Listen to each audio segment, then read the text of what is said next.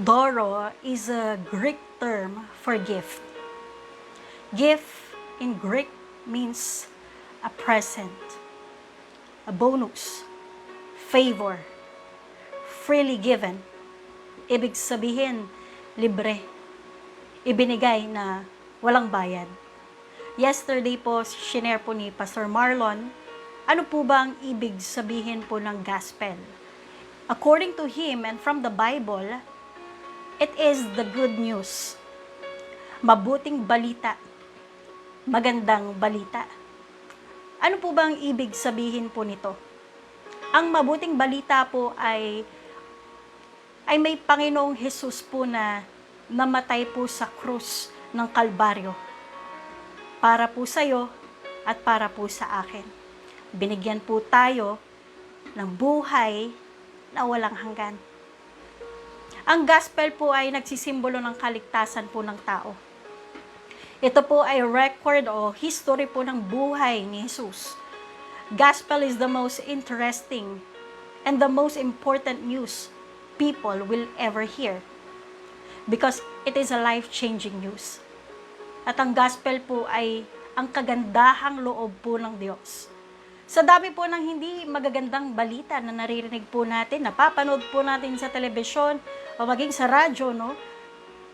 Puro krimen, puro trahedya, sakuna, kalamidad, at marami pa pong iba. Sa kabila po ng bad news na mga ito, ang hatid po ng regalo po ng Panginoon ay ang magandang balita. Ang desire po ng Diyos na matanggap ng mga tao ang gift po ng good news simply because He loves us so much. If you can taste and see the goodness and the faithfulness of God, may experience po natin yung ganda at ang sarap po ng buhay na kasama sa piling po ng Panginoon.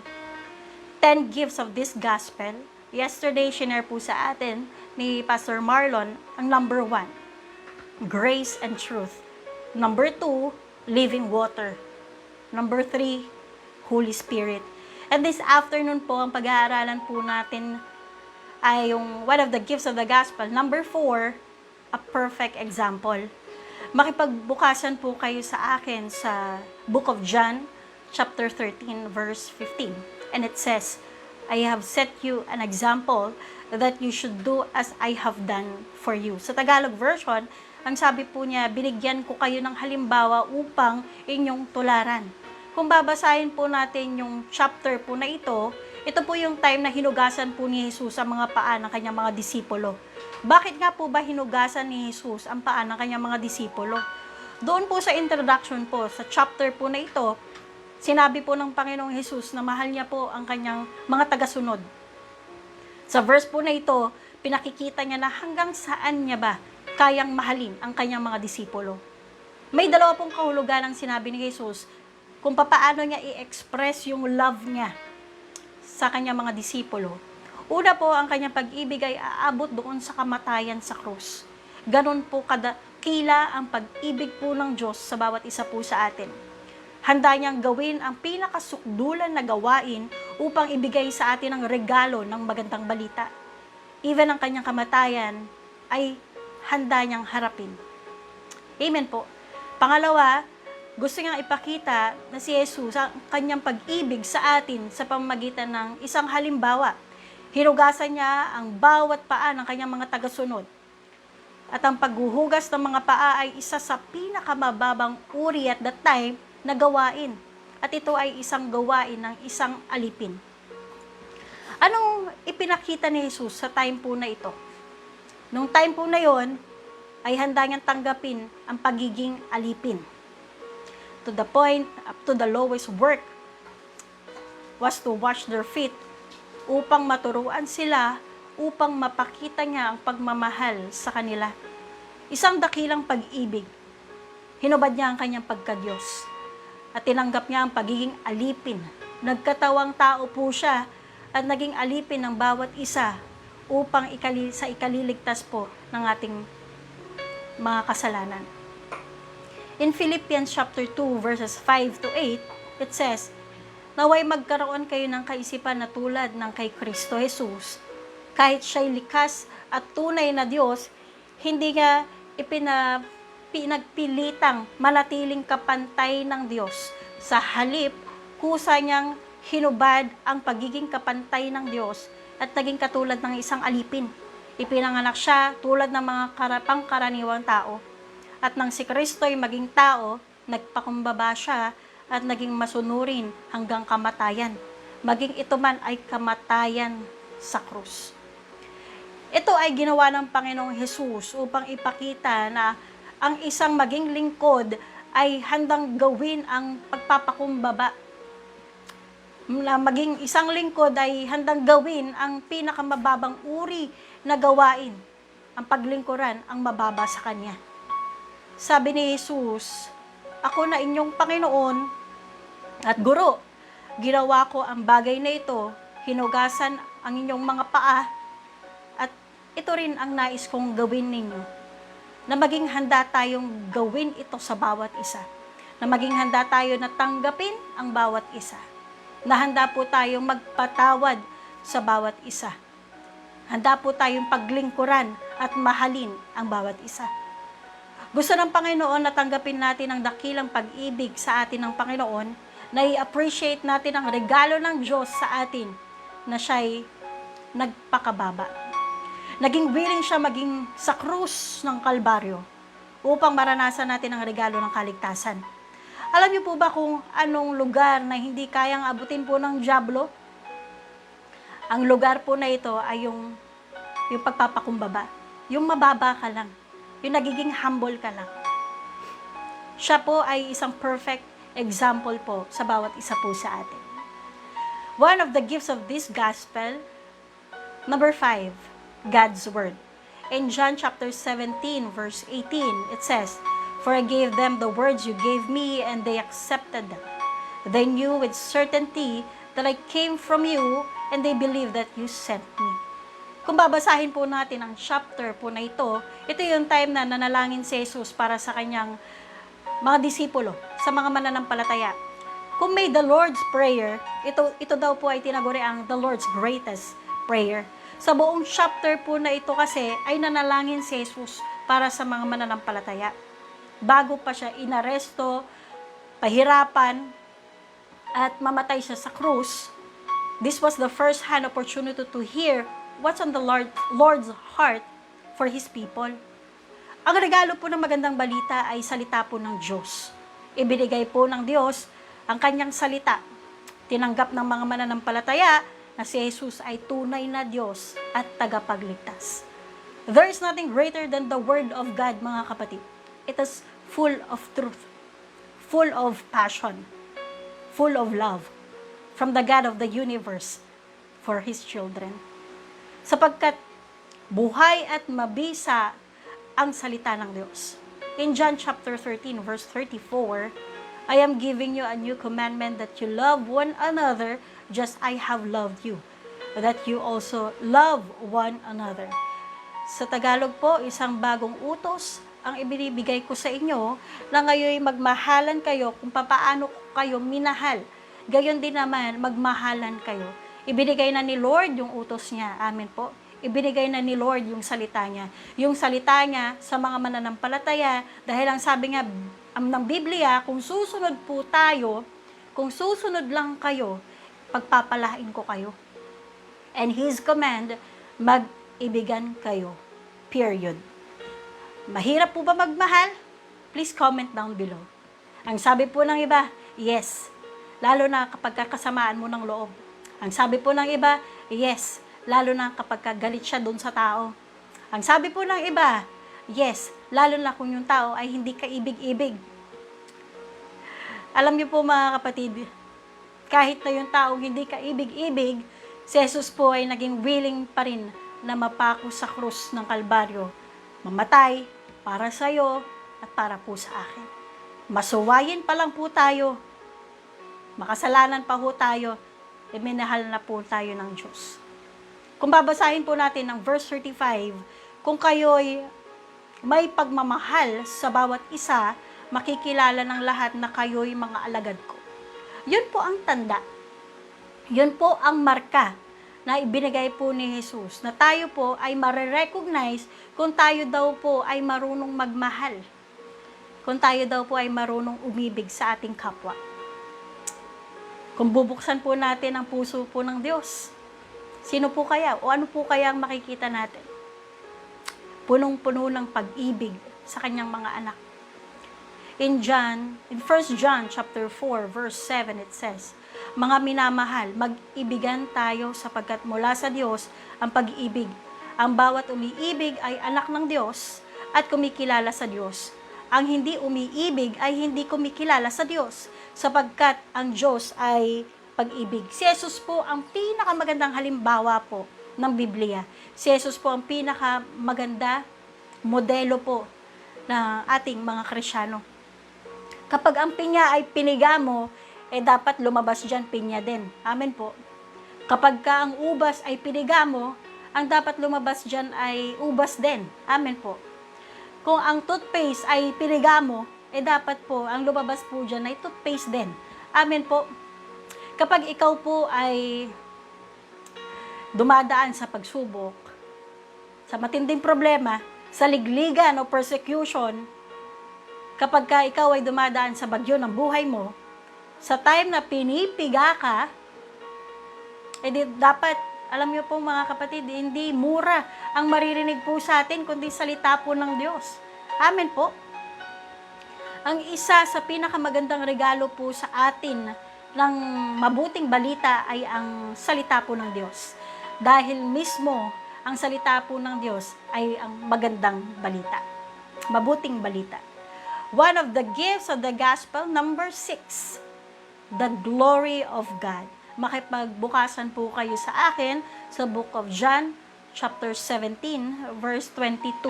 And it says, "And I have given them the glory you gave me, so that they may be one as we are one."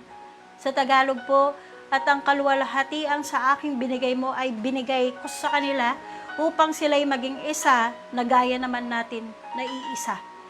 Glory in Greek means splendor, grandeur, majesty, or glamour. Sa Tagalog, kaluwalhatian, kadakilaan, at karingalan. Ang isang gift sa atin ng Diyos ay mabuhay tayo sa kaningningan niya. Amen? Sa Judaism po, may dalawa pong appearances of ang Messiah. Number 1 po dito is yung Messiah ben Joseph, the suffering Messiah, the servant king. Basahin na lang po natin sa Isaiah 53 later on. Ito po yung sinasabi ko kanina sa number 4, na si Jesus po ay naglingkod. Nagsilbi po siya at naging alipin. Up to the point na nagawa niya maghugas ng paa ng kanyang mga disipulo. Ito rin yung dahilan kung bakit hindi naniniwala yung mga Israelita, yung mga Hudyo, na siya ang Messiah dahil hindi siya ipinanganak sa mansyon o sa isang kaharian, maging ang korona. Wala siya. Anak po siya ng karpintero. Ang ine-expect po kasi nila yung hari na may korona. Amen po. Sa katunayan po, sumakay pa si Jesus sa donkey. Ang donkey po ay nagsisimbolize ng humility, service, peace. Ine-expect ng mga Hudyo ay yung hari na nakasakay po sa kabayo. Yung number 2, Messiah ben David. Ito yung royal king. Babasahin niyo po sa Zechariah chapter 9, verse 9. Kung mapapansin natin yung contrast, yung isa sobrang mababa, ito po yung sobrang taas. Ang nagpapakababa ay itinataas po ng Diyos. Dito naman po sa Messiah ben David, ay nakasakay siya sa puting kabayo. Makikita po yan sa Revelation 19, verse 11. And it says, "The rider is called faithful and true." Ang gusto po ng Diyos, maging humble tayo sa kabilang banda, gusto ng Diyos na makita sa ating glory. Amen po. Isang Kristyano, ito yung kalooban ng Lord para po sa atin, mga Kristyano. In John chapter 17 verse 22, balikan po natin, ang kaluwalhatian sa akin ay ibinigay ko sa kanila upang sila'y maging isa na gaya naman natin na iisa. Gusto niya na maging katulad natin siya. Amen po. God gave us His glory. We are created higher than the other creations. Glory is the very nature of God. Gusto nga na magningning sa atin yung glory na niregalo po ng Diyos sa atin. He wants His reflection to reflect on us. Tinatransform tayo ng Holy Spirit for us to make us more and more like Him. Ang glory po ay manifest presence ng Diyos. Yung radiance o yung kaningningan ng Diyos, yung nature niya kasi, He is a majestic God. He is beautiful beyond description. Indescribable. Lahat ng magagandang salita is not enough para i-explain or i-describe yung glory po ng Diyos.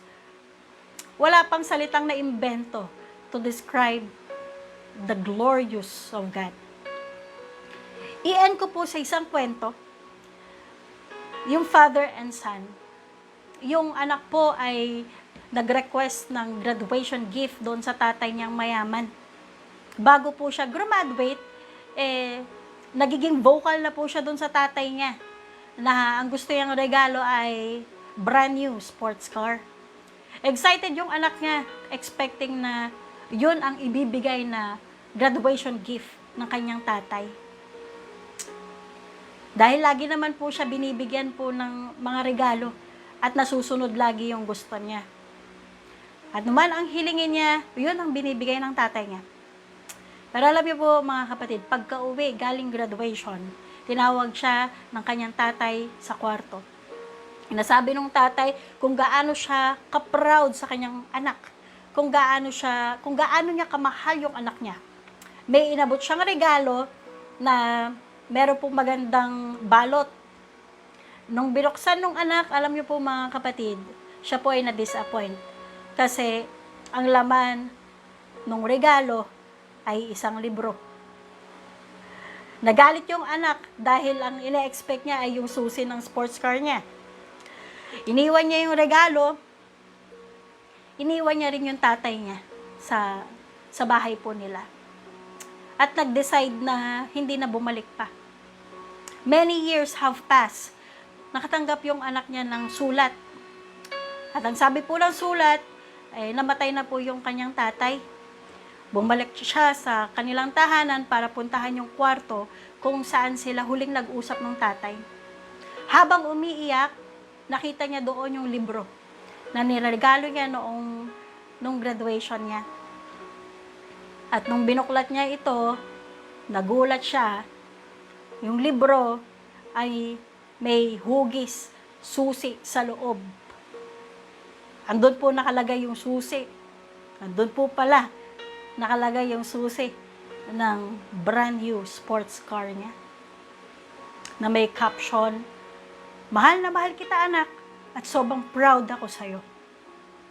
Nakakalungkot kasi maraming mga tao na mas nagpapahalaga ng material na bagay po sa mundong ito. Pero alam niyo po mga kapatid, the Bible itself is the gift from God. Kung bubuksan lang po natin ito, babasahin lang po natin ang Biblia, marami pong pangako ang Diyos, marami pong regalo ang tatay natin sa langit. Amen po. In Romans 8 verse 17, and it says, "Now if we are children, then we are heirs, heirs of God and co-heirs with Christ. If indeed we share in His suffering, in order that we may also share in His glory." Sabihin mo sa sarili mo, ako ay tagapagmana ng Diyos. Dito na po nagtatapos ang ating Bible study. Sige po, tayo po ay manalangin. Yes, so God, Ama, sa pangalan ng Panginoong Hesus, Lord, maraming salamat sa hapon po na ito, sa mga turo mo, sa mensahe mo, sa bawat isa sa amin. Tunay nga, Panginoon, kami po ay nagpapasalamat. We are grateful, Panginoon, sa mga regalo mo, sa mga pangako mo sa bawat isa sa amin. Lord, hayaan mo, O Diyos, na magawa namin, Lord, ng maayos, Lord, yung assignment namin, Panginoon. Kung ano yung purpose namin sa mundong ito, ay magawa namin sa pamamaraan mo. Salamat, Panginoon. Salamat sa hapon na ito. Patuloy na ikaw ang mag-ingat sa bawat isa. Salamat sa mga paalala mo. Sa iyo po ang kapurihan sa dakilang pangalan ng aming Panginoong Hesus. Lahat po ay magsabi ng Amen. Happy Independence Day po sa lahat na pinalaya po ng Diyos. Good afternoon po.